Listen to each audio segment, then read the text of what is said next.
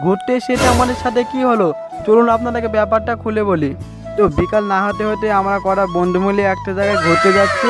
আর আপনারা দেখতেই পাচ্ছেন আমার নিনজা স্টোয়ার গাড়ি। আর কোথায় যাচ্ছি আপনারা ভিডিওটা লাস্ট পর্যন্ত দেখতে থাকুন, তাহলে সব বুঝতে পারবেন। তো আমরা যেখানে যাচ্ছি এখানে একটা ছোট ঘাট পার হতে হয়।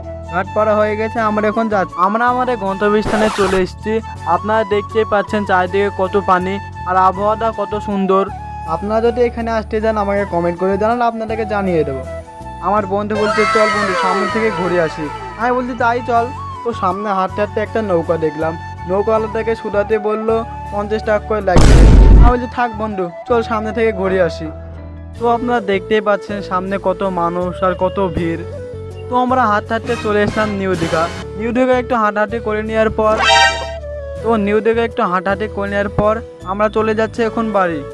আমরা বাড়ি যাচ্ছি আর আমার বন্ধু ফোন করে বলছে বন্ধু তাড়াতাড়ি তেল লাই, আমাদের গাড়িতে তেল শেষ হয়ে গেছে।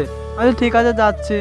তো অনেক খোঁজাখুঁজির পর তেল পেলাম। তেল ভরে ক্লিপটা নিতে পারিনি কারণ ওইখানে অনেক ভিড় ছিল, তার জন্য। আজকের ভিডিওটা এখানে শেষ করলাম। ভালো লাগলে লাইক কমেন্ট করবেন। টাটা, দেখা হচ্ছে নেক্সট ভিডিও।